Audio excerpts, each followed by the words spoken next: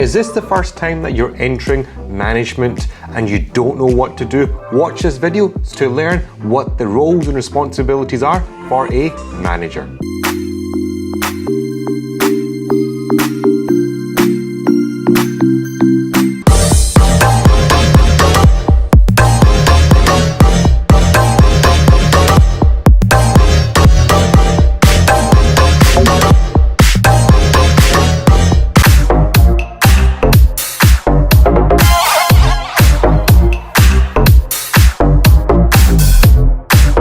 When you transition into the management role, it can be very exciting, but also extremely daunting at the same time. This guide that I've prepared for you will show you the essential strategies and insights to navigate your newfound responsibilities that you have and how you're going to build that high-performing team. When you enter the space for the first time, you're going to be on a completely brand new learning journey.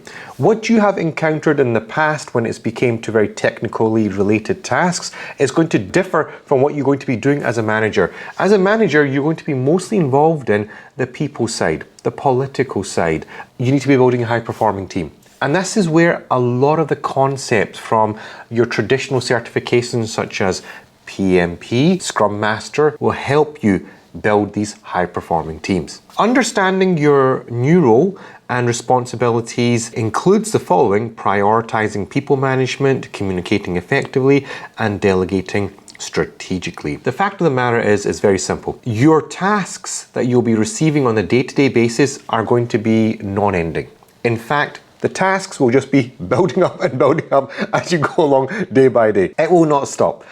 And because of this, you need to be in a position whereby you know exactly what to do with this task, prioritize these tasks. That means that you got to have the correct business acumen. Without that business level knowledge, you will not be able to prioritize effectively. When it comes to delegating, which is point number 3, you need to be thinking strategically. Which one of these tasks is going to give you the biggest return on investment? What your stakeholders are looking for is that, does this manager know exactly what will return the most for the organization? When you have decided that, you need to communicate it.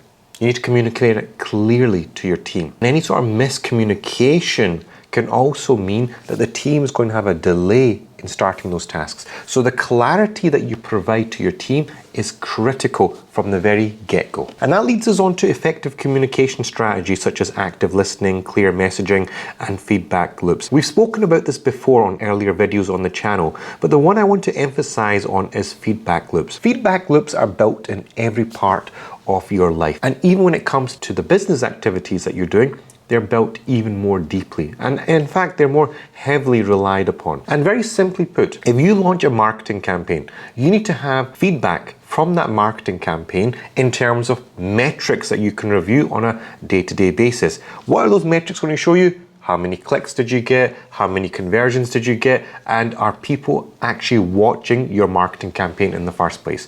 If the rates are low, the view rate is low, etc., that means your marketing campaign isn't working so well. So that is a feedback loop. And then when you improve your marketing campaign, these numbers should go up.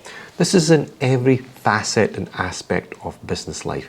That feedback loops are there and they provide you a quick, agile way of learning. Again, covered a lot in those Scrum Master certifications. Building a high-performing team is one of the quintessential tasks of a manager. You need to be identifying the team's strengths, fostering their collaboration on a day-to-day basis, providing the opportunities for the team to grow, and celebrating success.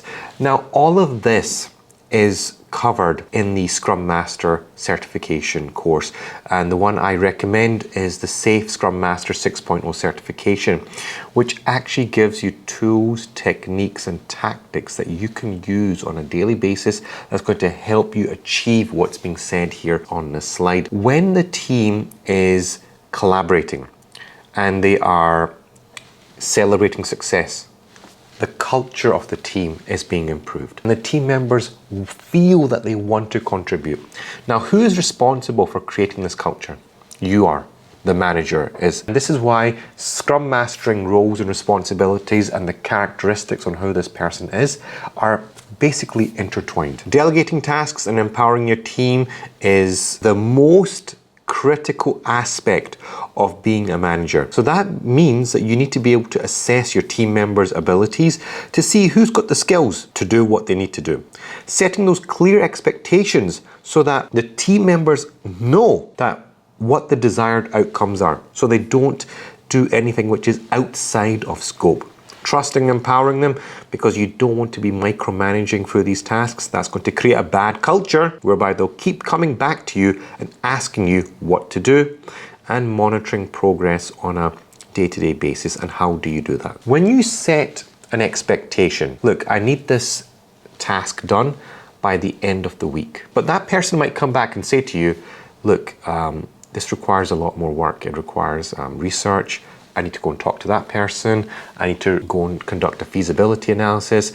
I need to write a document. After writing the document, I need to go for a review process, and I need to create a PowerPoint deck which will nicely summarize the results. I might need to go and get some statistics, etc., prepare a script in order to present to some stakeholders. That will not take 1 week. That will take a couple of weeks to get that done if you want the quality to be built in at the highest possible level of quality that you can get. If you want a job which is quick and dirty, which doesn't have much quality, then you'd set them an expectation of 1 week. And that's where trust and empowerment, point number 3, comes into play. And then you can monitor the progress on a day-to-day basis when that task is being conducted to see, does that person meet the expectations that you originally set. Providing feedback and coaching is going to be something that you do on a near enough day-to-day basis. Constructive feedback, having a growth mindset is going to be important. Personalized coaching when it's needed, and continuous development. Constructive feedback is going to be happening on an hourly basis. If you have multiple team members, they're all going to be wanting constructive feedback on the outputs that they're creating, the Word document, the PowerPoint document. But on top of that, you need to expect from them that they have a growth mindset. What do I mean by that? That they don't have a fixed mindset. That if you say something to them, that they're going to get a negative knee-jerk reaction. They're going to be completely against what you're saying. They're going to take it very personally. That's not what we want to be. That's a fixed mindset. We want them to be in a growth mindset.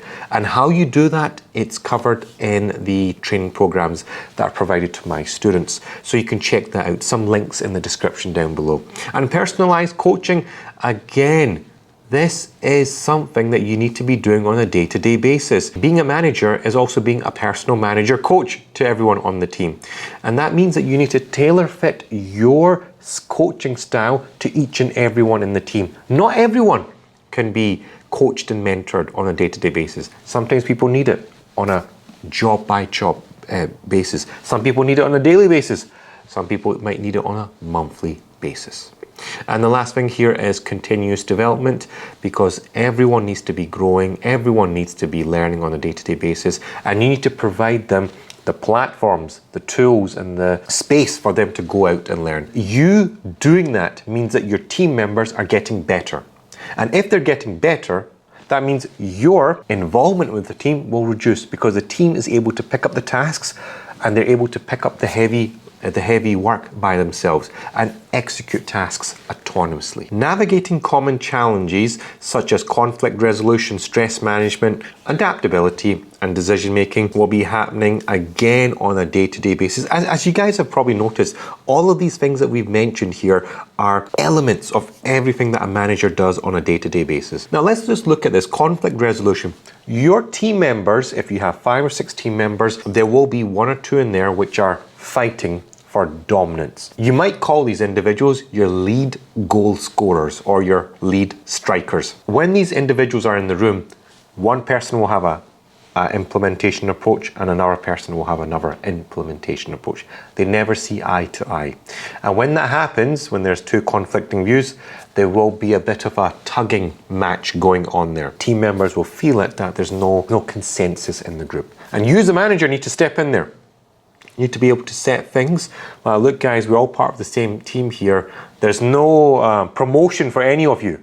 The only promotion is that the team works together here, okay? So conflict resolution is very important. Stress management, now look guys, being a manager is a very stress-worthy job. You have people to manage, you have tasks to manage, but also you have stakeholders to manage.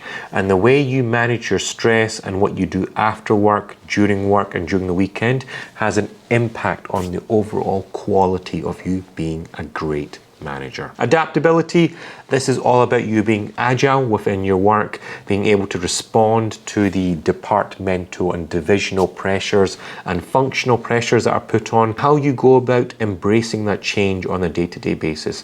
Remember, long gone are the days where you commit to one to requirements for a month and you just execute them.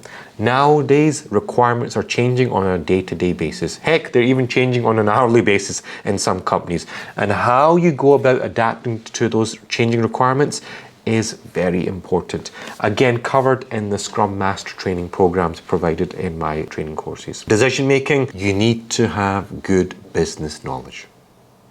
That goes without saying. If you don't have good business knowledge, you ain't going to make good decisions. So you need to have the business acumen to have those strong decisions that your team members will follow. My conclusion here, which is which certifications you need to become a manager. My top 2 picks here are Safe Scrum Master 6.0 certification for anyone that's trying to enter the managerial space. And of course, when you get a little bit more years of experience, PMP, Project Management Professional certification, is excellent for you to attain, but only after when you attain the Safe Scrum Master 6.0 certification. The jump between Safe and PMP is a little big. So you need to also just get a little bit prepared in the professional industry before you jump onto that PMP. So number 1, go for Safe Scrum Master 6.0 certification. I have training programs that you can take with me. Coaching and mentorship, absolutely yes. If you're wanting to become a manager, you need to have coaching, you need to have mentorship. All the stuff that I spoke about, there are tips and tricks, tools and techniques to all of this. And you need to learn them quickly and fast before you end up managing a team of 10 people and they lose their respect and they lose their credibility in you. And resume, you will absolutely need to have a completely rewritten resume for you to be able to actually go ahead and apply for these managerial positions. If you're looking to become a manager, these certifications are critical. Without having a certification, it means that you don't possess the education. If you don't possess the education and you're applying for managerial positions, you ain't going to get the job. And worst of all, even if you do get the job, exactly what are you going to do day in and day out? This is where the mentorship and coaching comes into play that shows you exactly what you need to do throughout the working week. So guys, that's it in today's video. I hope this has given you guys good insights, and also check out the Academy, which there are some links below. You might have seen some banners pop up on the screen throughout this video presentation. Check it out. There's also a masterclass included in there. Please like, share, and subscribe to the channel. Leave a comment down below. Thank you so much for watching.